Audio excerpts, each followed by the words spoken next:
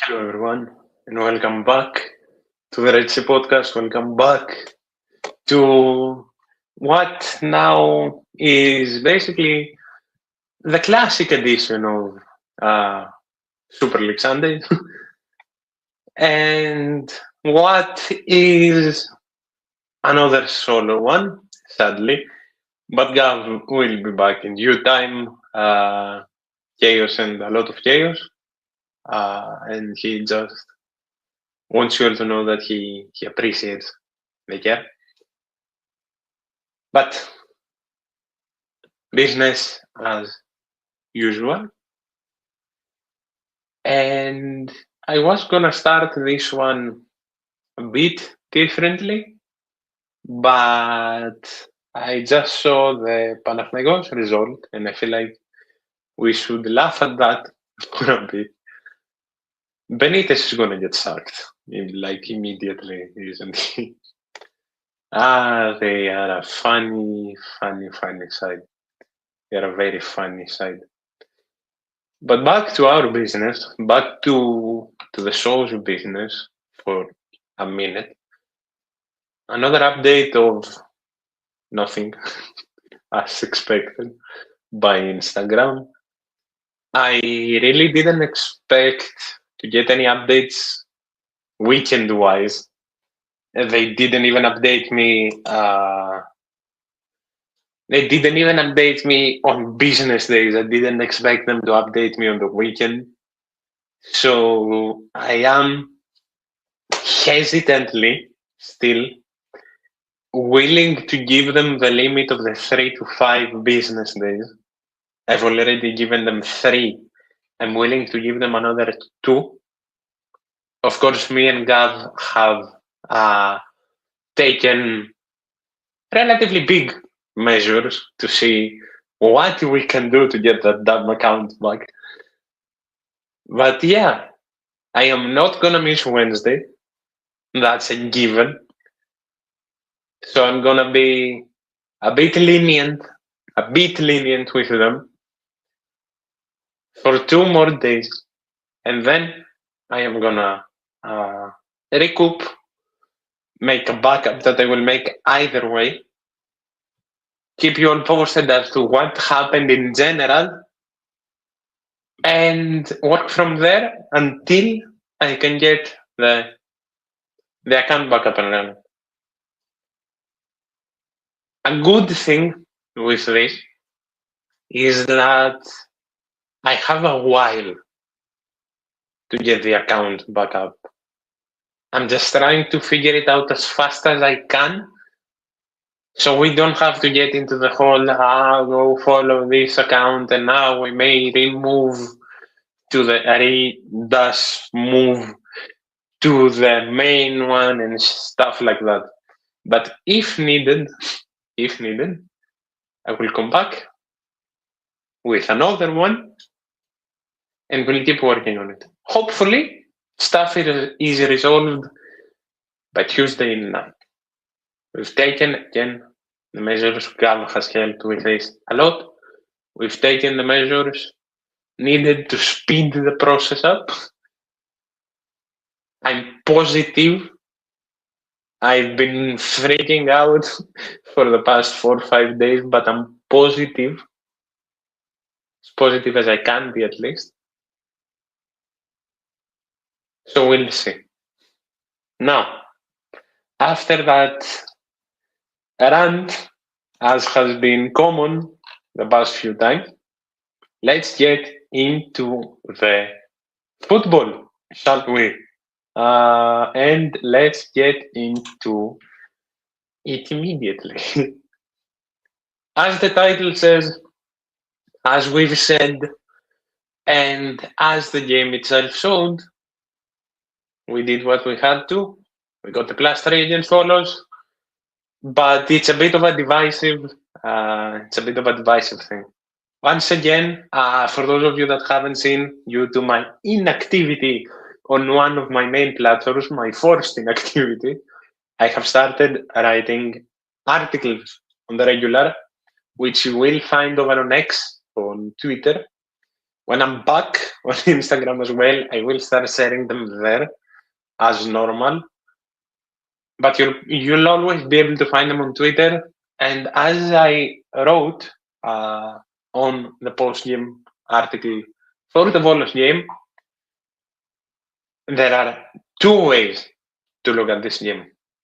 The way that I looked at it and the way that got shown to me. There's a positive and a negative. I mostly lean towards the negative light of the game.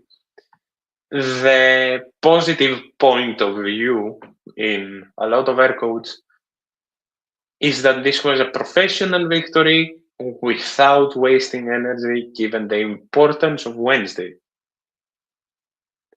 Now, I hear that, but I can pinpoint some stuff which I'll skim over that I still didn't really like, given the rotation and given that it was a game against a Volos team that's absolutely crumbling at the seams, a Volos team that came off a 3-0 loss against Atromitos. And it's not the score. It's never just the score. But the same, or at least similar issues that we've seen before were right there. We saw the inability, and saying this with all due respect, but the inability of some players to keep up with the necessary level. We saw production problems, as we have a lot of times against these specific teams. And we saw a problem of effectiveness again. There was a link between the defense and the midfield, which usually was Julian Biancon. But when you went from the midfield to the attack, you saw some stuff that you've seen before. It was just a lot of passing around, trying to break that Volos parked bus in a way. And thankfully, the masterful player and the perfect piece for these kinds of games, that is Danny Podens, just made up is the best way I could describe that pass. Magically found Ayub El Kabi, who slotted it right past the Volos keeper, who I don't exactly remember the name of. Let me actually check it out. Who slotted it right past Grammatikakis in a very El Kabi way, of course. For those of you who haven't seen the game, for those of you who haven't seen the goal, please do go and do so, because you'll understand what I'm describing as perfectly as possible. And yeah, that was more or less everything important that happened in the game. Of course, we had a few missed chances as well, but that goes right back to the production problem that I said. The main chances that I can recall, the main two chances that I can recall, is of course the cross that came in from Julian Biancon to Danny Podens, who controlled the ball perfectly, but sent his shot the completely wrong way. And then that goddamn lob of the ball. And I don't remember if it was Gabriel Strefecha or Danny Podens. Please do correct me. But the lob of the ball over the keeper that got cleared on the line. And aside from those two chances, we didn't really pose any crazy threat. We had 3 big chances. We had 17 total shots. We had 13 corners.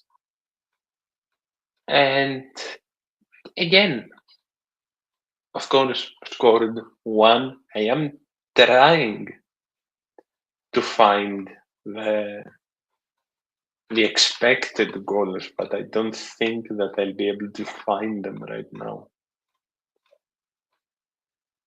My main problem isn't really that we had a bad performance, because again, it's energy saving, I get it. But the fact that we had to break a sweat to hold out a result against Volos is a bit worrying.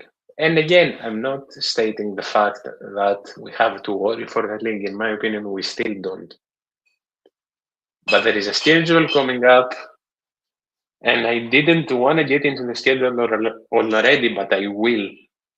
There is a schedule coming up that we need to be at 1,000% of our game. Each and every single person, each and every single member of the coaching staff, and each and every single fan needs to be at 1,000%. Because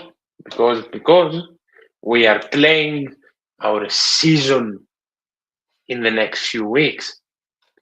Of course, starting on Wednesday at 10, we are away at Amsterdam to get that much needed, much deserved qualification to the knockouts of the UEFA Champions League. Then, in the span of a week, on the 1st February, we play AEK at God knows what their arena is called. Then, in the middle of the week, we play the postponed game against Asteras, again away at Tripoli. And then we come back to the Karaiskaki and play Vanna. From the 26th, I couldn't even see. Not the 26th, I'm sorry, I'm blind. From the 28th of the month to the 8th of February, we play half our season. We need everyone from Ayub El Kabi to the last person in the rotation to be at their best, because that rotation is going to be needed. And we circle back to what I said, that some people are either worryingly bad or have no confidence at all. And where we have to play 4 very important games in the span of 10 days, not 10 days, a bit more, in the span of 2 weeks, a week and a half, we need everyone at the top of the game. That's why I'm putting an asterisk of a worry from the Volos game.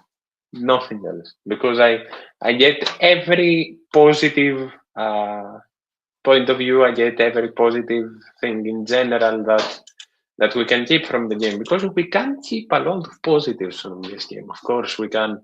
And I'll start with the first one in just a second. But it's going to be a long week and a half after Wednesday. That's how I'll close this segment off. Speaking of the biggest positive,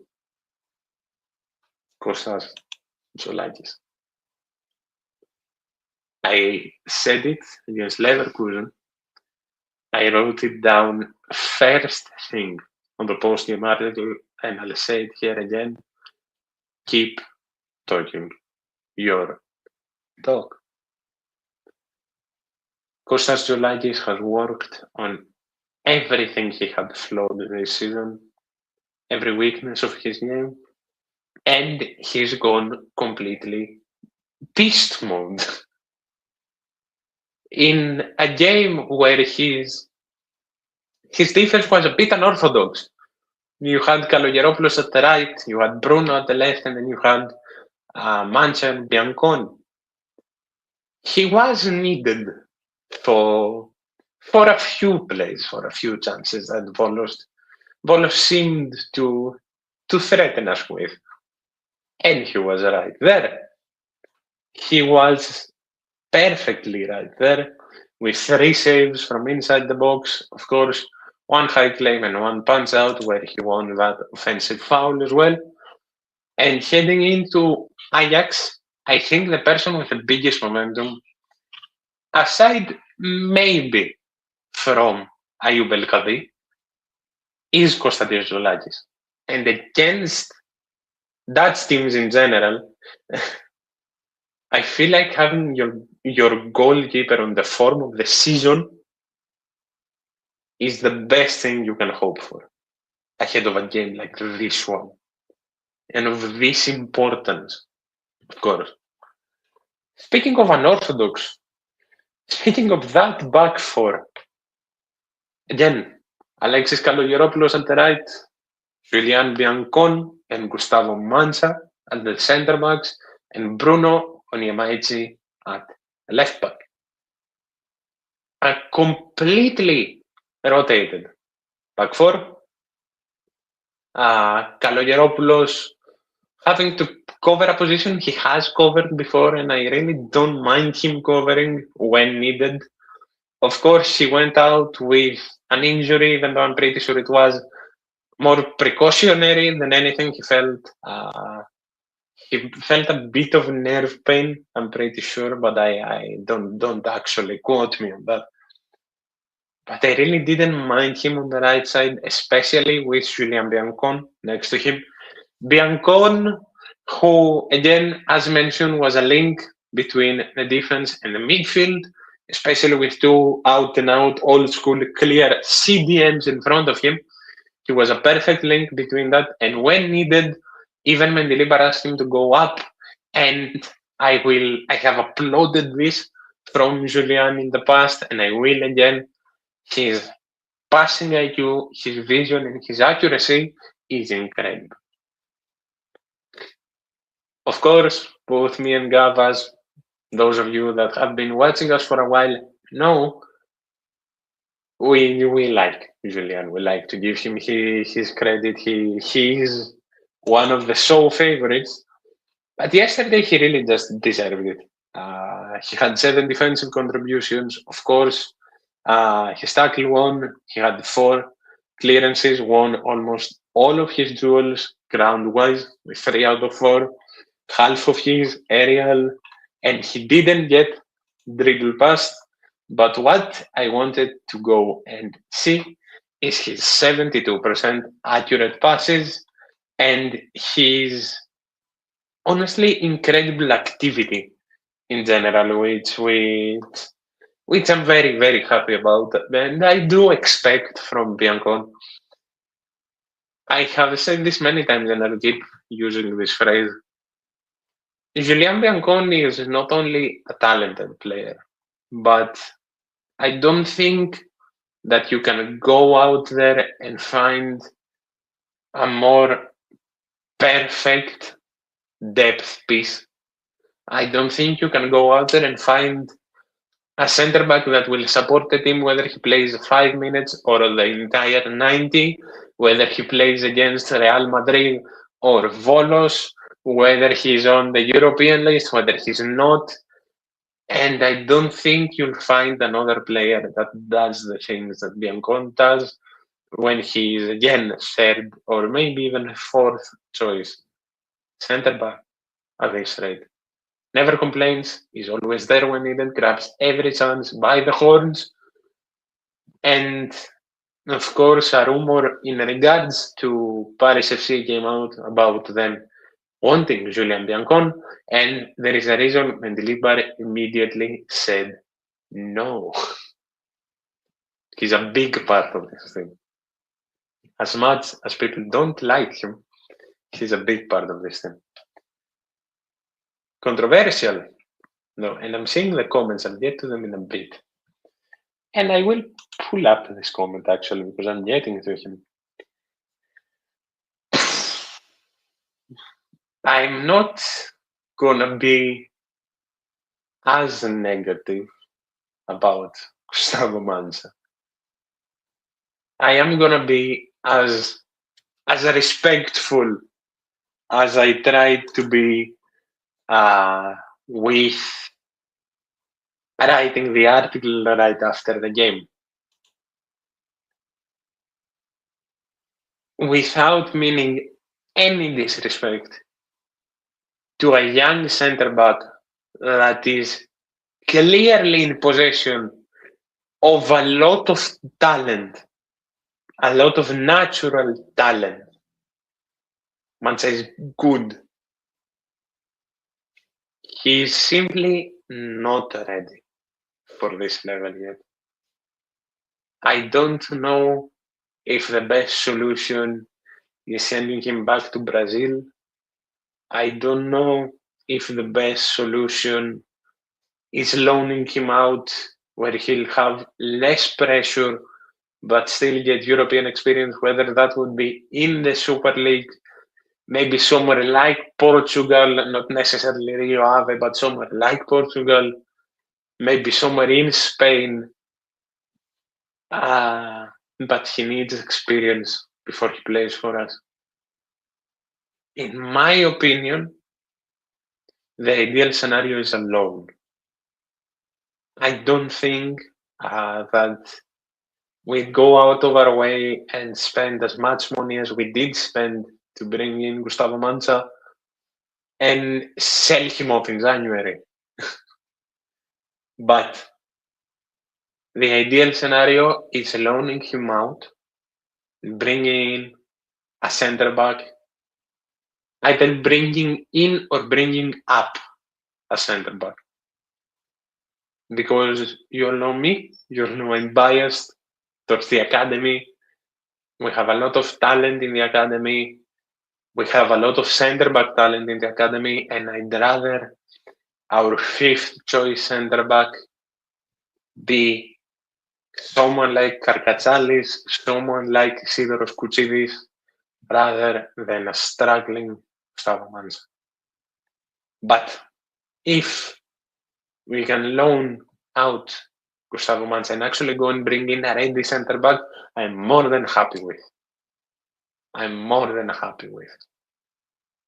But I think loaning him out is the only solution left. Moving on, though, from that bit of a negative rant to more positive, sticking with the same unorthodox way we played defense, and going to Bruno Onyemaechi. What a case, what a saga, what an everything in between. We've heard a lot of things about Bruno's name. He was rumored to go to Trabzonspor. Of course, Trabzonspor went and got another left back. Bruno is a weird one, and I'll tell you why. Bruno is a super athlete. Bruno isn't just an athlete, he's a super athlete. He's fast, his acceleration is insane, his endurance is insane, his stamina is insane, he's strong. I don't even know if I said strong twice. But he has clear flaws in his game. He has clear flaws in his game, and we know that. We know what he can and what he can't do. But it was a very active game from him. It was a very positive game. And one of the more important things I said before as well, he seems confident. He came off a very good AFCON campaign, and he seems confident. If we decide to stick with Bruno, He needs to be as confident as ever with the games coming up. And if our duo moving forward is gonna be Francisco Ortega and Bruno Niamaechi, we need to see the Bruno that was challenging Ortega's starting position from the end of last season, and we need to see the Ortega that used that as motivation and got even better. We need to see those two down the left. And I said this last time as well. If needs be, similar with Rodinei up the right side, I wouldn't mind seeing Bruno coming in as a left midfielder / left winger in some games. I really wouldn't mind. Now, moving forward to more specific positives, and the man that I've been singing the praises of for a while now, and that's Lolo Scipioni. Lorenzo, as I used as good of a comparison as I could, reminded us of a mini essay in a way. He was everywhere. He was absolutely everywhere. He had one key pass, he had one accurate cross of one. He proved his passing IQ and passing ability with having 78% general accuracy with 45 out of 58. He had 4 out of 9 accurate long balls. Defensively wise, though, he had 6 contributions. He had 100% tackles won, 4 out of 4. He had 2 interceptions. He had 8 recoveries, won 4 out of his 5 ground duels, and didn't get dribbled past. And in addition to that, he had the confidence to, when he found space, at very least, he had the confidence to just, excuse my use of words, to just under C word it, because I can't say that word on YouTube. You know what word I mean, and I'm saying. And once again, he proved that he deserved, and he still deserves, a lot more chances. And again, without meaning any disrespect to Danny Garcia, for me, Lolo was a lot better than Danny Garcia. So, if in games like this, in games where we see Danny Garcia start, in games where we need that rotation,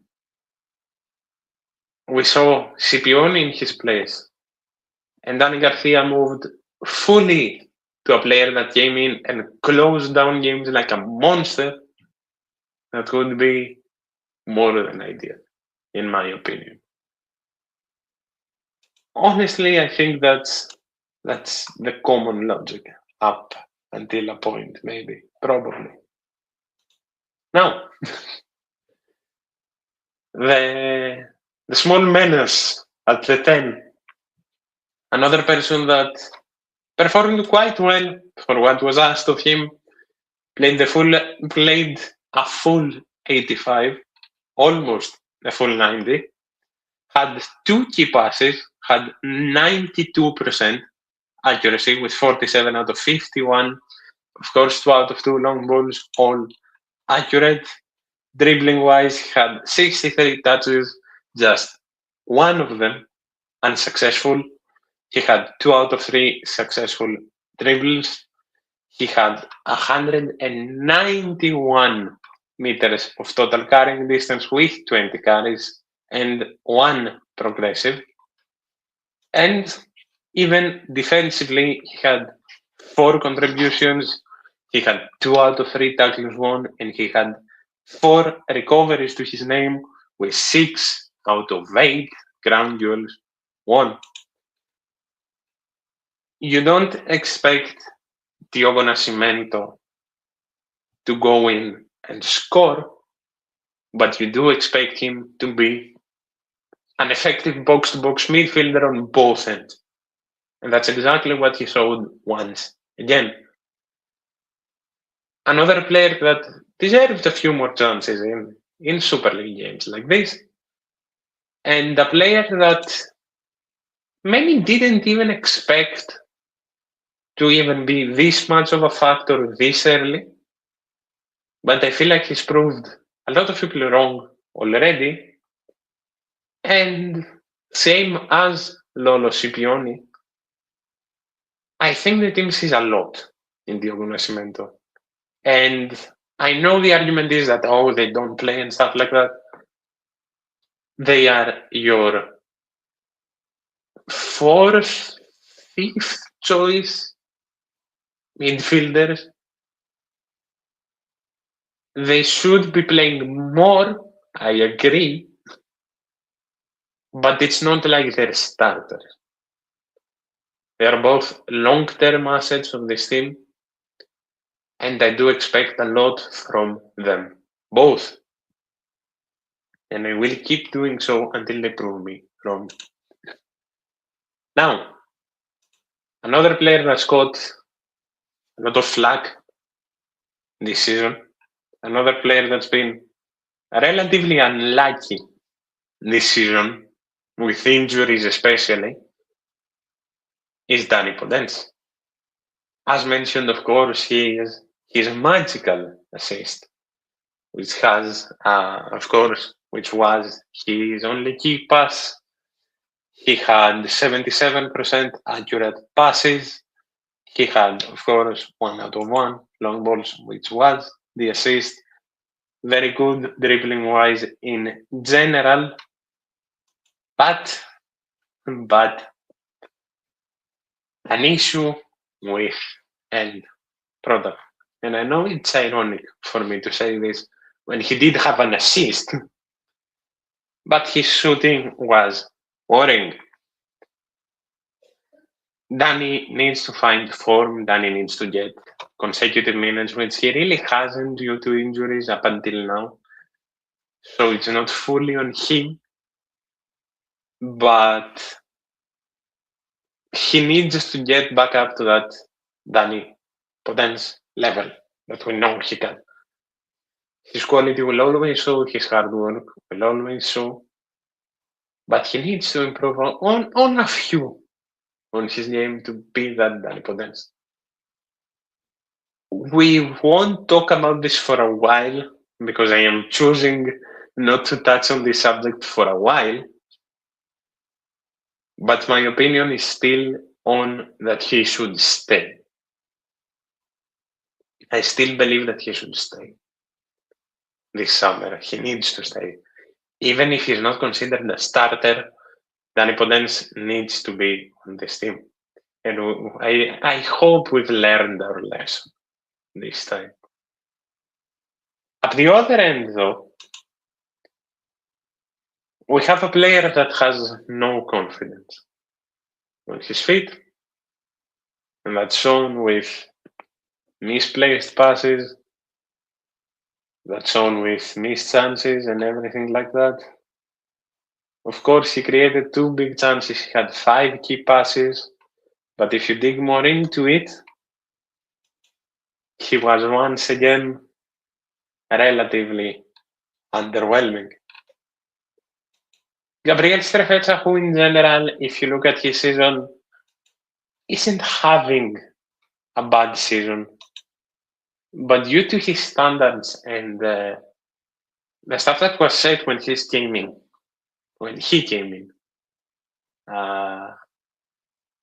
we all expected more, way more. And I don't know. And I set this question up yesterday as well, and I will pass this question towards you all again. Does he need time? Or is this just the wrong place?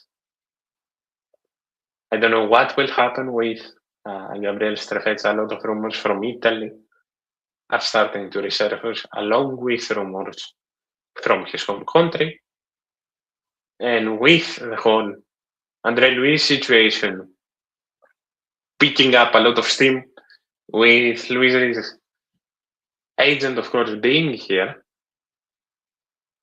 There's a lot of stuff that needs to be kept in mind. And if you want my opinion, I don't really see Gabriel Strefezza staying at Olympiacos, at least past this summer. I don't know if he will leave now, but I don't see him staying past this summer. He's an incredible player, and it would be a great shame.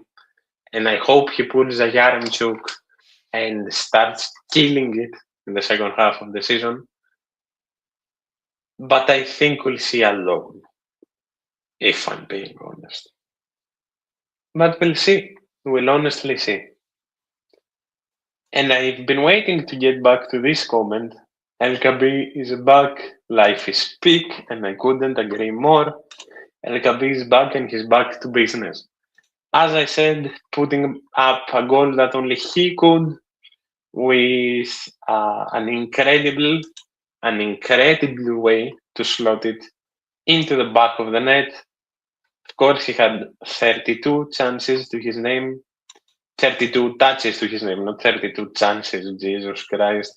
He had 2 recoveries, and in general, he may not have been as active as he would normally be, but he was right there, getting business done and doing exactly what we need him to do. Substitution-wise, it was effective. He did his job. Roman Yaremchuk coming in the 64th for Ayub El Kabi, and not really getting a lot of chances, but being there constantly and being helped by the man that took Dan Garcia's place, Chiquinho. Chiquinho was, of course, the most active as usual and the best of the subs. And more than happy to see that he's just fine. Rodinei, of course, coming in for Kalogeropoulos for that forced substitution. Santiese coming in for the last 5 minutes along with Yusuf Yazici. The subs in total helped us see the game out. And now we focus on Ajax. Of course, the Andre Luis situation is still looming around. If you ask me, I feel like that will be done soon. Perhaps after Ajax, but I feel like that will be done soon enough.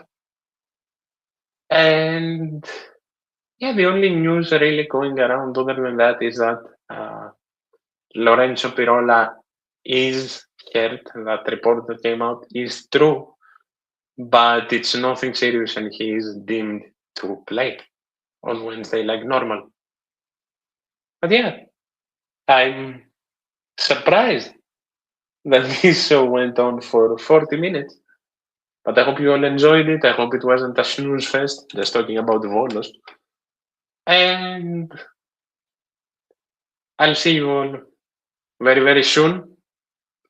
Probably on Wednesday. Hopefully with the most positive news that we can have. And hopefully with an Instagram account again. Of course, the rest of the socials are all active. You can find me on Twitter. You can find me here. You can find me on Spotify. You can find me on TikTok. You can even find me on Bluesky. Feel free to comment anything you want, questions, thoughts, and everything in between. Message me whenever and wherever you want. And as I said, I'll see you soon. Thank you all for sticking by me more than ever in this very weird time as we're trying to fight this very big issue. I appreciate you. And I promise you that when we solve this goddamn Instagram problem, everything will get back to rolling like normal with the plans that were coming. up. Thank you all so much. Cheers.